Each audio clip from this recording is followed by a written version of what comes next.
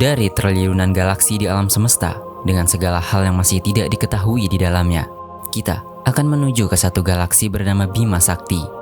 Dari miliaran planet di Bima Sakti, kita akan melihat ke satu planet yang paling dikenali, Bumi.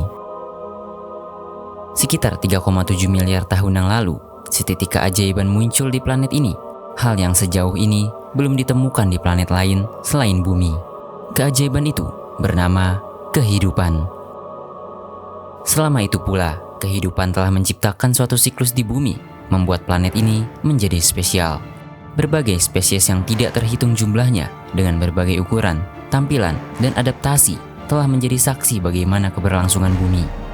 Dari yang sangat kecil hingga yang sangat besar, dari yang berlari di darat hingga yang terbang di udara, dari yang menyelam jauh ke dalam lautan hingga yang ada di permukaan.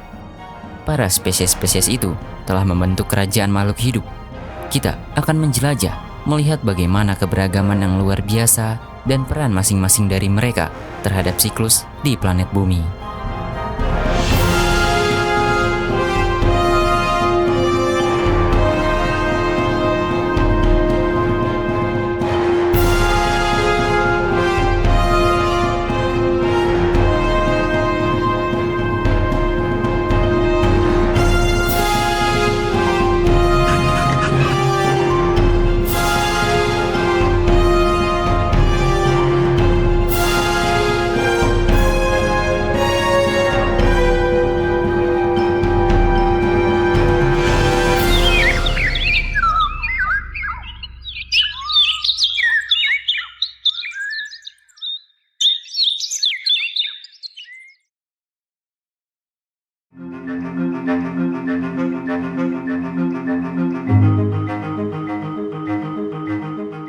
Cahaya matahari menjadi energi yang dapat menyokong kehidupan.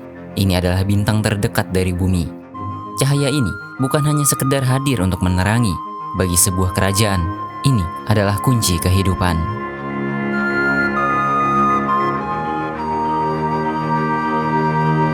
Ketika cahaya matahari menembus atmosfer, tumbuhan telah siap untuk memperoleh energi darinya.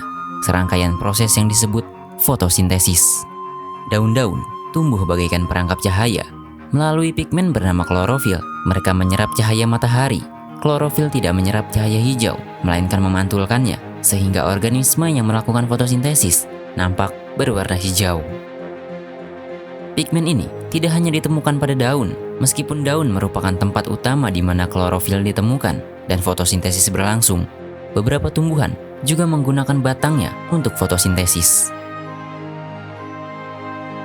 Cahaya begitu penting untuk kerajaan ini, bahkan mereka tumbuh dan bergerak mengikuti arah dari mana cahaya tiba. Selain cahaya, ada zat lain yang juga menjadi penyokong kehidupan.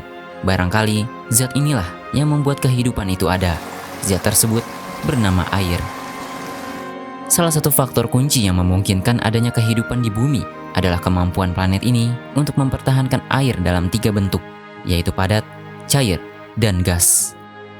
Tumbuhan yang nampak pada permukaan tanah, sejatinya di bagian bawah, mereka tumbuh menembus lapisan tanah. Akar-akar ini adalah bagian yang mereka gunakan untuk menyerap air dan nutrisi dari dalam tanah. Di dalam, akar-akar tumbuh membentuk jaringan yang rumit dan canggih. Akar bukan hanya berfungsi sebagai penyerapan. Melalui akar, tumbuhan mencengkeram tanah untuk menopang mereka di permukaan. Dari udara, senyawa kimia yang tak kasat mata melayang-layang di mana-mana. Senyawa itu bernama karbon dioksida. Bagi tumbuhan, senyawa ini merupakan salah satu bahan dasar fotosintesis selain cahaya dan air. Karbon dioksida memasuki daun melalui pori-pori kecil yang disebut stomata. Stomata berfungsi ibarat pintu gerbang yang memungkinkan karbon dioksida untuk masuk. Melalui proses fotosintesis, tumbuhan mengubah karbon dioksida dan air menjadi glukosa yang digunakan oleh tumbuhan sebagai sumber makanan dan energi, serta oksigen yang dilepaskan ke atmosfer sebagai produk sampingan. Fotosintesis membuat tumbuhan memperoleh makanannya sendiri, dan tidak hanya berguna untuk mereka, ini juga menyokong kehidupan dari kerajaan lain. Fotosintesis menopang hampir semua kehidupan di planet Bumi. Oksigen yang mereka hasilkan sangat dibutuhkan oleh organisme lain, membentuk dasar rantai makanan global. menjadi bukti betapa vitalnya peran kerajaan tumbuhan dalam tatanan kehidupan di bumi.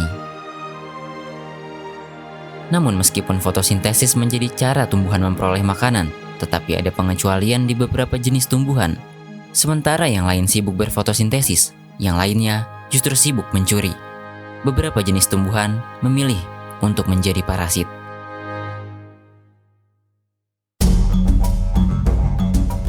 Di pedalaman hutan tropis di Sumatera, sebuah bunga besar yang indah telah mekar. Di balik keindahannya, bunga ini sepenuhnya merupakan parasit. Ini adalah Rafflesia. Tumbuhan ini tidak memiliki batang, daun, maupun akar sejati. Selain kuncup atau bunga, Rafflesia hanya dilengkapi dengan hostarium, jaringan yang berfungsi mirip akar untuk menghisap sari makanan dari tumbuhan inang. Meskipun terkadang tampak tergeletak di lantai hutan, namun sebenarnya Rafflesia tidak tumbuh di tanah. Ini adalah tumbuhan dari genus Tetrastigma. Tumbuhan ini hidup secara merambat dengan sulur dan memiliki daun majemuk berjari. Di balik rambatan batang dan akarnya, disitulah bibit Rafflesia tersimpan. Bibit yang akan mekar di kemudian hari. Tumbuhan Tetrastigma adalah inang favorit dari tumbuhan parasit Rafflesia. Sebagai parasit, mereka tidak perlu berfotosintesis. Rafflesia hanya perlu tumbuh di batang atau akar tumbuhan inang untuk mengambil nutrisi dari hasil fotosintesis inang mereka. Oleh karena itu, mereka tumbuh menempel pada inangnya.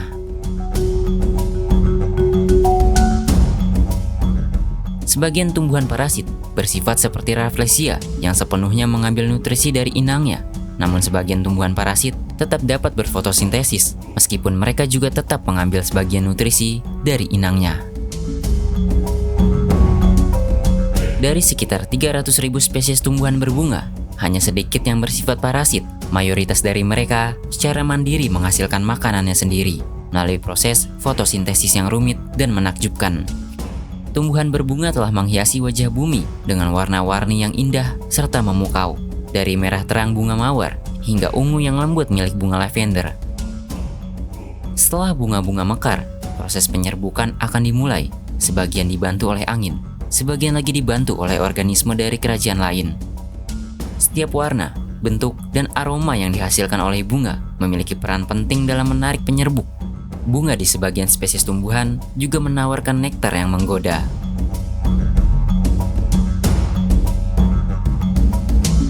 Setelah tahap bunga selesai, bunga berubah menjadi sesuatu yang sama bermanfaatnya bagi organisme lain, buah atau biji. Di sini juga tersimpan benih untuk generasi tumbuhan yang akan datang.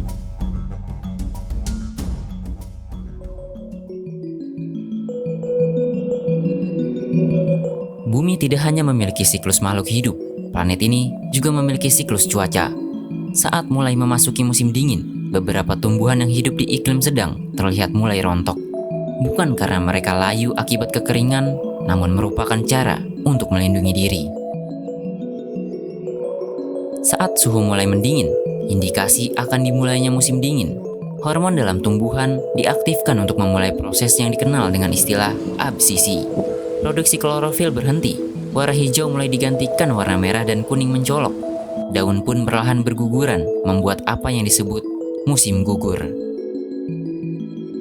Tumbuhan menggugurkan daun menjelang musim dingin sebagai strategi bertahan hidup untuk menghemat energi dan air selama periode yang sulit. Di musim dingin, suhu rendah dan ketersediaan air menurun, sementara proses fotosintesis yang menghasilkan energi melambat atau berhenti karena kurangnya cahaya matahari.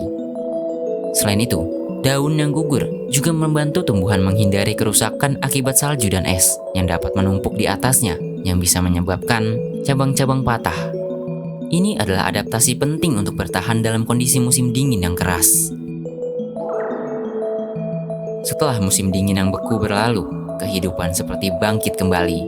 Benih-benih mulai berkecambah, daun-daun tumbuh, bunga-bunga bermekaran. Pemandangan indah berwarna-warni tersuguh di hadapan. Kehidupan seolah baru terbangun dari tidur panjang.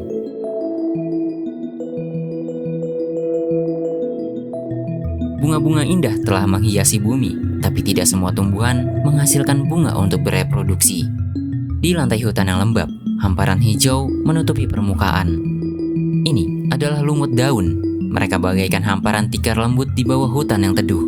Tidak hanya di atas tanah, mereka juga dapat tumbuh di permukaan batu yang lembab, dan bahkan di tempat yang tidak bisa ditumbuhi jenis tumbuhan lain. Mereka cukup unik dibandingkan tumbuhan lainnya.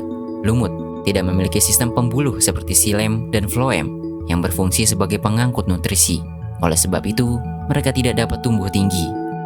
Hamparan daun kecil yang tampak hijau ini juga berperan untuk menyerap air dan nutrisi melalui daunnya. Jadi kelembaban begitu penting bagi mereka. Mereka juga tidak menghasilkan bunga dan biji. Secara garis besar, lumut memiliki dua fase dalam siklus hidupnya, yaitu gametofit yang menghasilkan sperma dan sel telur haploid yang menyatu untuk membentuk zigot diploid yang tumbuh menjadi sporofit. Meskipun hanya tumbuhan kecil yang sering diabaikan, tapi lumut hadir tentu bukan tanpa peran. Mereka membantu mencegah kelembaban tanah, mencegah erosi, dan menyediakan habitat bagi makhluk-makhluk kecil lainnya. Lumut mengingatkan kita bahwa kehidupan, sekecil apapun, memiliki peran penting dalam menjaga keseimbangan alam. Mereka tidak kalah indahnya dengan bunga-bunga yang bermekaran.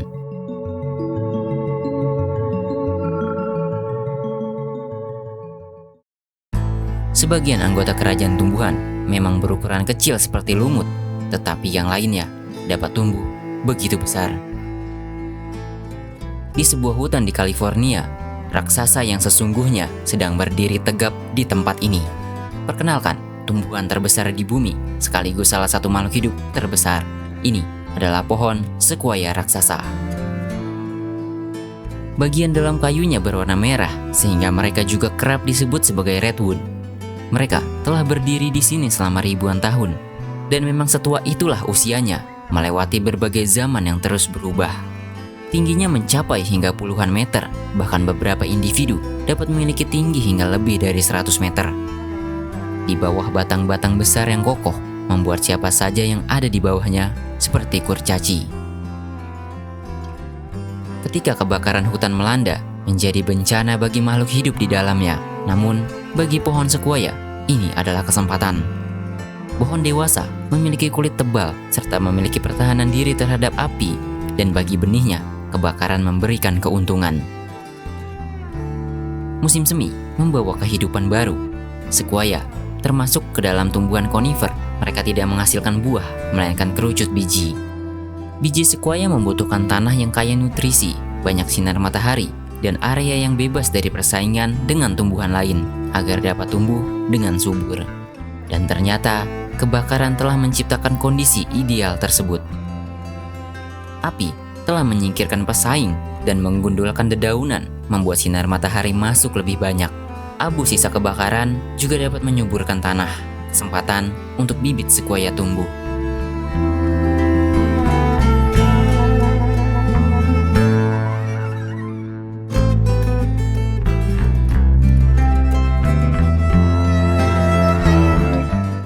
Jika kebanyakan tumbuhan memperoleh nutrisi dari tanah, namun terkadang di tempat tertentu, tanah tidak cukup mengandung nutrisi untuk tumbuhan hingga menyebabkan evolusi yang tidak biasa.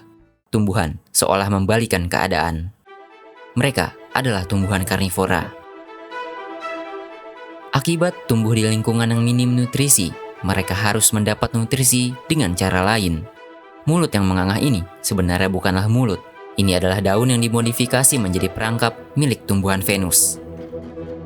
Daun-daun khusus ini yang terbelah menjadi dua lobus tidak sekedar alat untuk menangkap cahaya matahari. Mereka adalah perangkap yang dirancang dengan sempurna.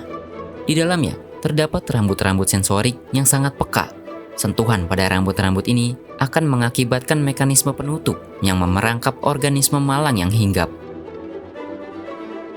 Segera setelah tertutup, tumbuhan Venus mulai menyerap nutrisi dari organisme yang terperangkap. Setelah proses pencernaan selesai, perangkap perlahan-lahan terbuka kembali, siap untuk menangkap mangsa berikutnya.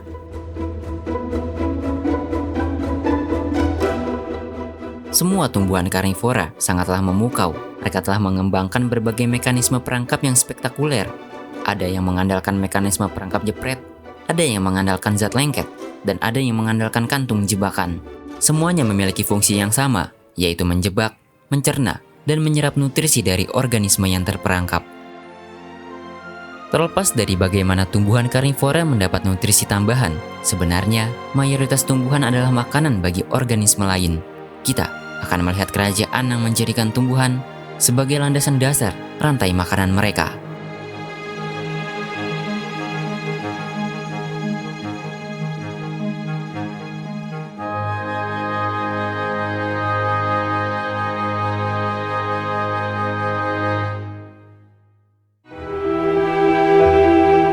Jika kalian ingin mendukung keberlangsungan channel ini, berikan dukungan dengan berdonasi lewat Saweria, scan QR berikut, atau klik link di deskripsi.